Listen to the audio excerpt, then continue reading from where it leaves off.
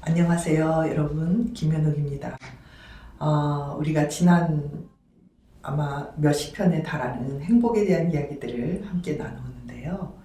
오늘부터는 어쩌면 이 행복 시리즈의 또 다른 소주제가 될 것 같아요.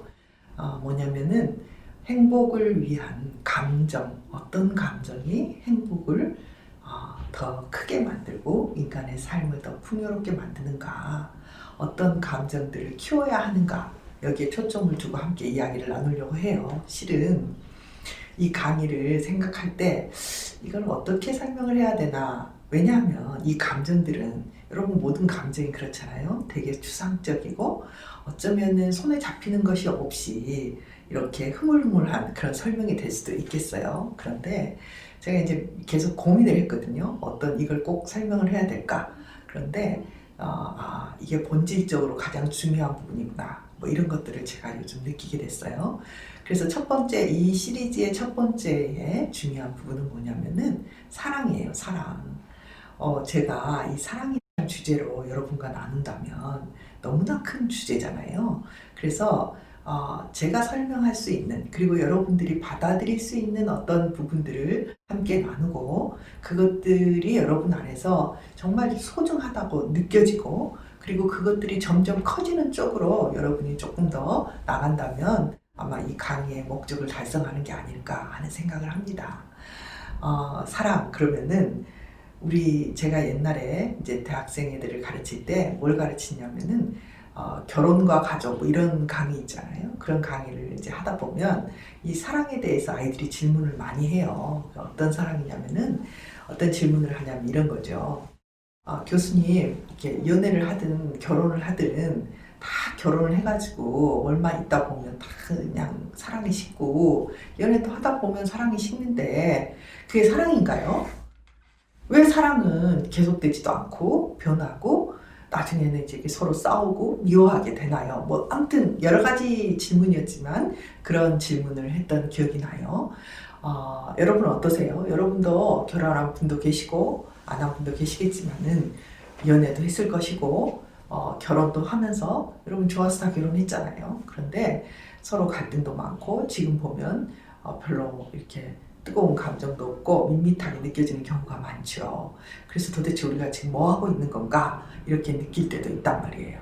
그런 질문들을 아주 어렸을 때부터 지금까지 우리가 모두 다 가지고 있는 거죠. 남녀노소 할 필요 없이. 그래서 심리학자들도 여기에 대해서 얼마나 많은 연구를 했겠어요.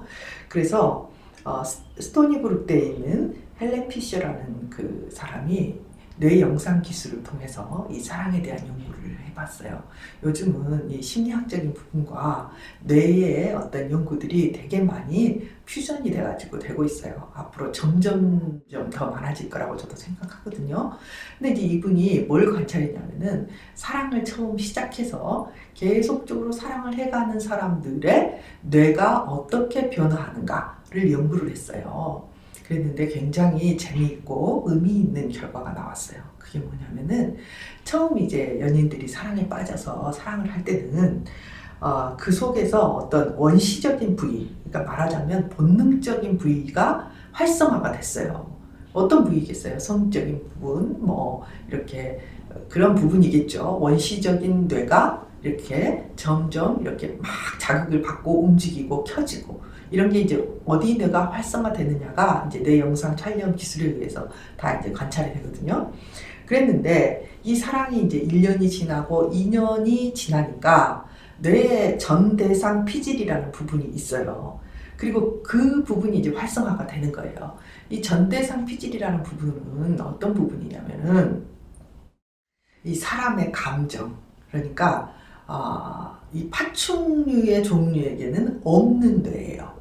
예를 들면 모성애를 느낀다. 뭔가 이렇게 사람들에게 대해서 연민을 가지고 보살핀다. 또 인류애적인 사랑을 가진다. 그런 것들이 이제 전대상 피질에서 나올 수 있는 감정인데, 그 부분이 활성화가 되기 시작하는 거예요. 그리고 어떠냐면은 그 속에 거울세포와 방추세포가 활성화되는 것을 보여줬어요. 이 실험을 통해서 이제 보여주는 게 뭐냐면은, 처음에는 감각적이고 되게 원시적인 감정을 건드리는 부분에서 시작해서 이 사랑이 점점 지속됨에 따라서 공감적이고 헌신적이고 이타적인 사랑 쪽으로 가까워진 것을 관찰하게 되었단 말이에요. 저는 이제 이렇게 설명을 하고 싶어요. 처음에 연애를 시작할 때의 그 사랑은 진짜 그게 사랑이냐, 본질적으로 확 끌리고 사랑에 빠지고 정열적인 사랑에 들어가는 사랑이 정말 본질적인 사랑인가? 저는 그렇지 않다고 봐요.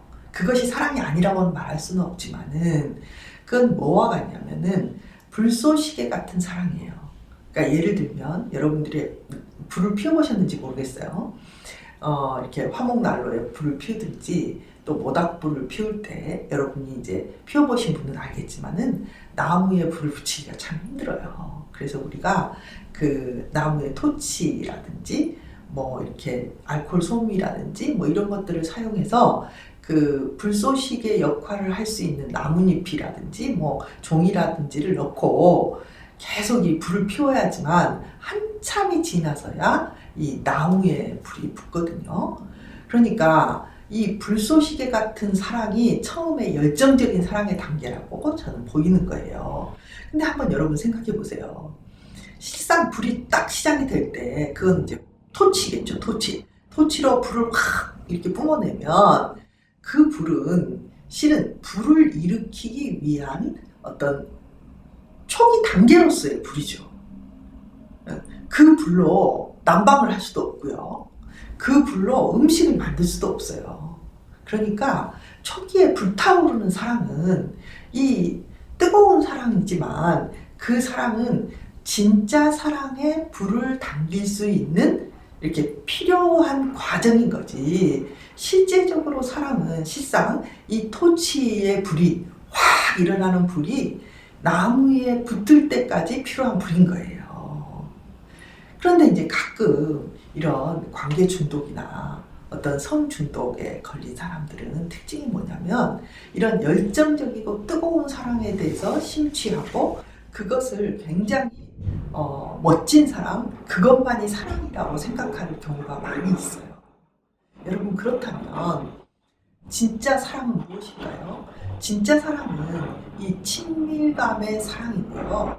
이렇게 사람들을 그러니까 지극히 마음을 쏟아서 누구에게 받거나 받지 않거나 상관없이 마음을 지극히 쏟는 행위를 우리는 사랑이라고 말합니다.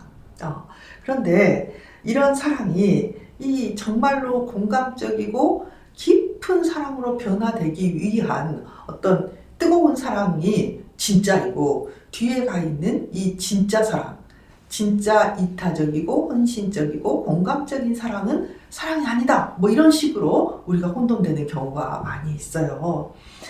이런 지속적이고 계속적인 사랑, 그래서 진짜 친밀감을 형성하고 이렇게 점점 넓어지는 사랑으로 우리가 변화 발전된 사랑은 정말 열정적인 사랑도 너무나 가치가 있고 그 뒤에 친밀감이 있는 든든한 사랑도 아주 가치가 있는 사랑으로 발전되는 것을 볼 수 있어요. 어떠신가요, 여러분? 그래서 실제로 이렇게 사람들을 조사를 해보면 이 사랑이 가지고 있는 힘이 얼마나 큰가 이런 걸 조사해 보겠죠.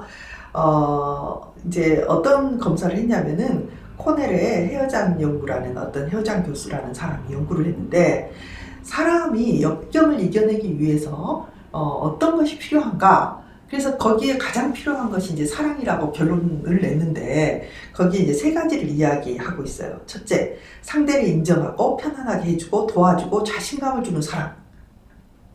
좀 복잡하죠? 이해해주고 또 편안하게 해주고 도와주고 자신감을 주는 사랑. 뭐예요 이게? 부모가 자식을 잘 키우는 사랑이에요 이게. 두 번째는 또 뭐냐면 물질적으로 정신적으로 양식을 제공해주는 사랑. 이것도 뭐예요? 이것도 자식이 부모에게 받는 사랑 아니겠어요? 세 번째는 이제 남녀 간의 사랑을 말했어요. 그러니까 이 사랑이 갖고 있는 굉장히 큰 힘이 뭐냐면 모든 것을 이기게 하는 사랑인 거예요. 그런데 그 사랑은 이런 사랑인 거죠. 이 세 가지 사랑. 근데 이 세 가지 사랑이 다 모여 있는 그 곳이 어디냐면 가정이에요. 가정. 결혼한 가정. 우리가 요즘 이제 결혼이 정말 해야 되나 안 해야 되나, 결혼해서 사는 거 보면 다 지지고 볶고 힘들게 사는 것 같고 그런 생각들을 많이 하잖아요. 그런데 이제 전 세계적으로 조사를 해봤을 때 결혼한 사람이 이제 행복하다라고 말하는 퍼센트는 40%예요. 결혼하지 않는 사람이 행복하다고 말하는 그 퍼센트가 23%. 그러니까 결국 결혼한 사람들이 더 행복해요. 근데 결혼을 해서 행복하다기보다는 이런 사랑이 이렇게 잠재적으로 같이 있기 때문에 이제 이걸 이겨내고 행복해질 수 있는 거죠. 또 뭐 예를 들면 뭐 대공황이나 뭐 IMF나 또 뭐 이런 어떤 굉장히 큰 시련, 세계대전이나 이런 시련 중에 그것들을 이겨낸 사람들을 연구를 해보면 그것도 역시 결혼한 사람들이 훨씬 그걸 잘 이겨내요. 그러니까 뭐 결혼을 해라 안 해라, 결혼을 안 하고도 행복하게 살 수 없나? 있죠.